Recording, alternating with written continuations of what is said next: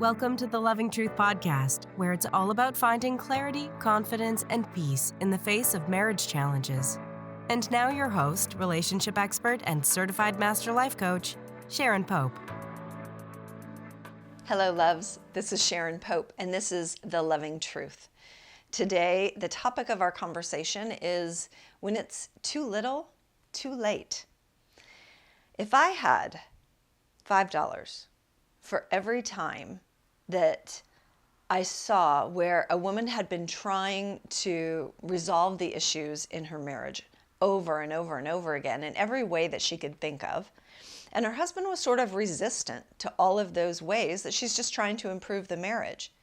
And then ultimately, over the course of years, she gets strong enough, not filled with fear anymore, and she makes what is a very difficult and sometimes heartbreaking decision to end the marriage.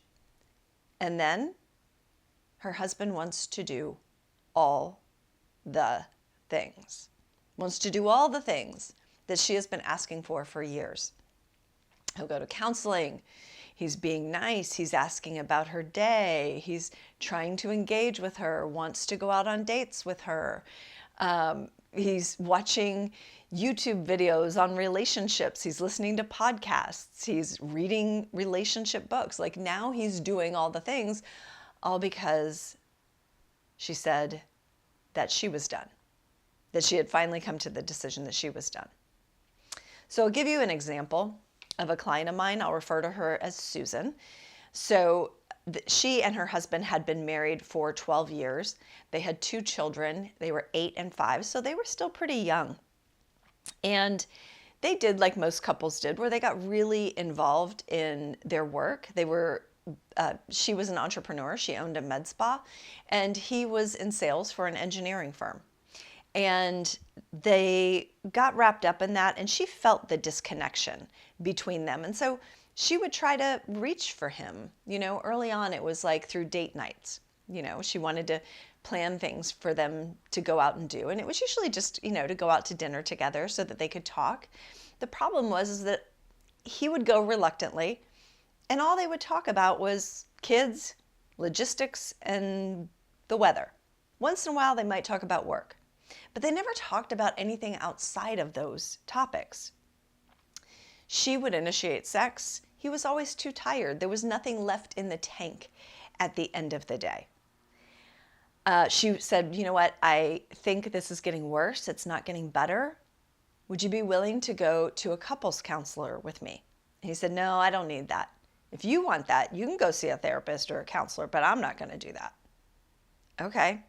She bought him a relationship book. It sat there on his nightstand for a year. Never picked it up.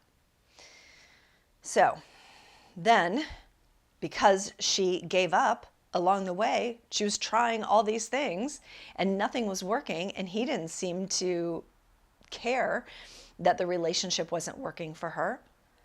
And so ultimately, she then made the very heartbreaking decision to let him know that it was time to end the marriage. And now he's doing all these things, right?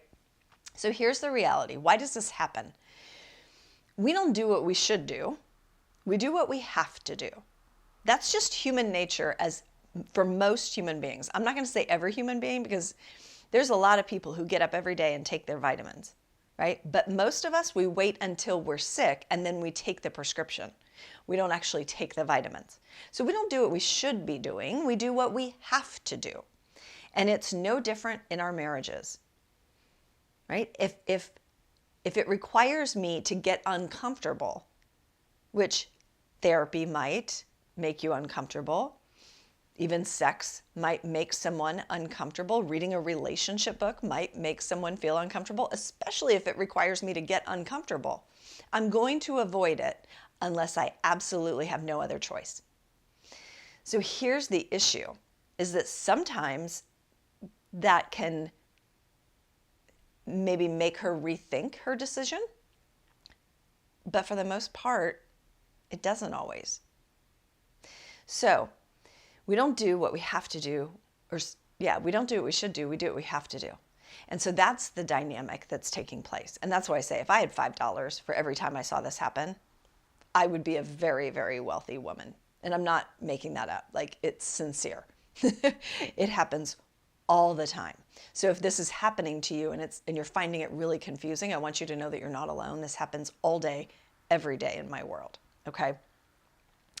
The second thing that is going on is that now he's doing all of these nice things, and many of them, had he done them, call it 3 or 5 years ago, they would have made a huge difference. And you probably would have felt like you were out of the woods, and you probably would have felt better about your marriage, and you probably never would have come to the decision that for you, it's over. But now, 3 to 5 years later, now doing all these things, which really, let's look at what the things are. So the things often are, well, he made dinner, or he asked about my day, or, he gave me a hug and a kiss before we went to sleep. Like, this is basic stuff here, right? Like, this is most of the things that people do. I call it just good behavior. These are the basics of being kind to the person you're in a relationship with, right? If you like someone, you're going to be kind to them. You're going to be respectful of them. You're going to care about their day and how they're feeling and what's on their mind and all that kind of stuff. But we don't often do that in our marriages. And that's a shame.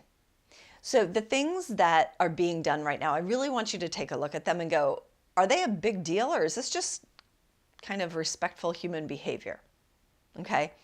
And then you've got to be able to distinguish between, is it good behavior or is it lasting change? And how do I know the difference? So many times we don't trust that the changes that we're seeing in our spouse are going to last. And here's how you can know the difference. We don't just wake up one day. Most of us cannot just wake up one day, and if we've been doing something one way for 20, 30, 40 years, we don't just wake up one day and automatically begin doing it a different way, do we? I mean, once in a while there's a unicorn out there that can just make the decision and then they never do it again. But most of us, we need some structure and some tools and some support in order to create new habitual behaviors. So it's not going to take another 30 or 40 years to create a new habit or to undo an old habit, but it is going to take something. And that structure can look any way you want it to look, right? That can be hiring a coach. It can be going to see a therapist once a week. It can be reading a book every month and the two of you having a kind of your own little book club about it. It can be taking an online course or two. It can be watching a YouTube video every single week on relationships and how to improve your relationships. Like, it can be anything you want it to be, but there's got to be some consistency and some structure, right? I want you to think about it like this. If you're an athlete, if you take your sport seriously, you have support around you. You have a coach who's helping you. If you wanted to run a marathon, you might do it all on your own, but more than likely you're reading a book or watching some videos, you're getting information to help you run a marathon. You might hire a trainer to help hold you accountable so that you reach those goals. So this is the way that human beings can create new habits of behavior, but we usually need some structure around it.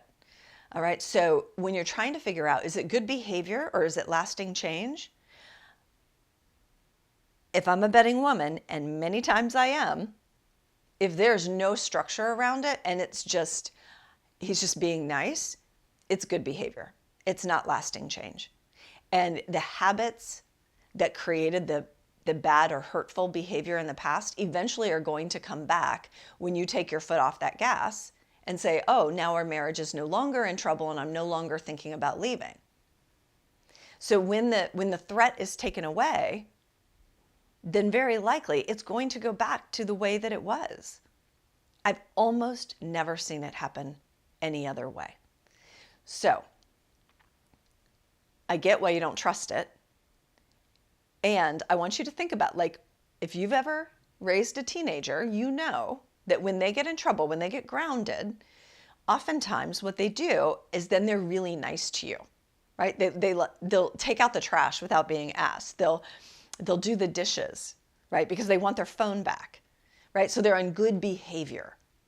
That's all that's happening, right? So I get that for many women, seeing their husband in a lot of pain can paralyze you, because it's really hard to see someone that you care about in that much pain. And women, because we are the nurturers and the caretakers, and we are more empathetic, sometimes that will stop us. It'll make us rethink. It'll make us forget about our pain. I want to point that out, because I've seen women where over the course of years, and they would tell me about how the struggles in their marriage have impacted them personally. They tell me about crying in the shower every single day, or crying on their way home from work in the car, crying when they hear a song that reminds them of the relationship early on, falling asleep at night, crying themselves to sleep, right? Like they tell me about all of these really painful moments. And then they come to this decision that it's time to end the marriage. And then when they see their partner in pain, they forget about the years of their pain. Now, I'm not saying that his pain doesn't matter. All pain matters. But I don't want the pain that he's in now to invalidate the pain that you've gone through. Because what I know is that if you've made the decision to end your marriage, you did not get there overnight. You didn't just make that decision on a whim. It took a long time and a lot of trying other things before you ever got to this decision. So sometimes all these efforts that he's doing, and we understand why he's doing them, sometimes it works, right? And sometimes there's a softening within you and a new opening for the two of you. I'm thinking of a client right now where she finally had gone to her husband and told him the truth, that for her the marriage was over. And I knew when she was doing it, and it was on a Friday. And I thought I would hear from her over the weekend, and I didn't. And I thought, that's interesting. I wonder what's happening. And so on Monday morning, she reached out to me and she said, that Friday, they stayed up all night, hashing and rehashing and crying and holding each other and all of these things. And then Saturday, they were very gentle with each other. But she was in a moment of like rethinking that decision. And then by Sunday, because we had talked about what to expect and whether it was going to be good behavior or lasting change and how to really change this, she had heard me say those things before. By Sunday, they had put together a plan for how to see if they could evolve the marriage. And I guess his words and actions and emotion or whatever, she rethought her decision, and she said, let me just pump the brakes and let me see what will happen here. Let me see what will transpire. Let me see if he's serious. And they're still together, right? So it does happen. Sometimes there's a softening and there's a new opening because the fear of ending the marriage sort of breaks both of you open, and now there's a new place to connect where the two of you can really hear each other, and you're no longer about trying to change each other. It's just, oh my gosh, this is a really big deal. And sometimes it doesn't. Sometimes all the efforts and all the emotion doesn't create that opening and doesn't change your decision. When a marriage is ending and you see your partner in pain, you're never going to look at that and feel good about it. So I'm not suggesting that you should. Feel sad. I think sad is a perfectly rational emotion to feel when a marriage is ending. Feel sad. Even feel guilty because you know that your decision is hurting another person. But don't necessarily force that to make you stop, to make you choose a different decision. You might not. And that has to be okay. None of us like marriages to end. Like, we love the beginning of marriage. We love the falling in love, and we love the weddings and all that. We hate marriages ending. And yet, if we argue with reality, we will suffer 100% of the time, right? So sometimes your heart can open again because of the actions and the emotions and everything that you're experiencing, and sometimes it can't. And that has to be okay, because that is the reality of it. All right? So I want you to cut yourself a break. Give yourself a little slack if this has described your situation. Sometimes the little actions are too late to bridge a really wide disconnect. And sometimes they're not. All right. I hope that was helpful. I will see you next week. And until then, take really good care. If you've lost hope in your marriage and know that it's time to leave, but you feel too scared, lost, or overwhelmed to take action, join me for my free on-demand training, Undoing I Do. In this 60-minute class, I'll give practical advice on how to process the emotions holding you back so you can confidently take steps towards your new happiness.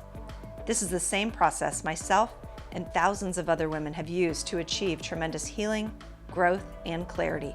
Sign up for the training now at SharonPope.com/undoing.